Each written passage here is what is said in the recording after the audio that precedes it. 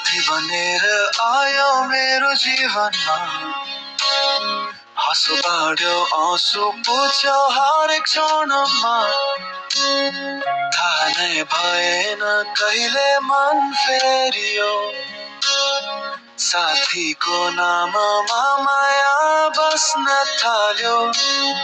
तिमी बिना दिन अधुरो लाग्न थाल्यो तिम्रो आवाजले नै मन शान्त पार्न थाल्यो साथी भन्दा बढी चाहन्ताले छु मनभित्र लुकाएर माया पाल्न थालेछु साथीबाट माया बनेको कथा नबोले पनि बुझ्ने हाम्रो भाषा डर लाग्छ तर सत्य यही हो तिमी मेरो साथी मात्रै होइन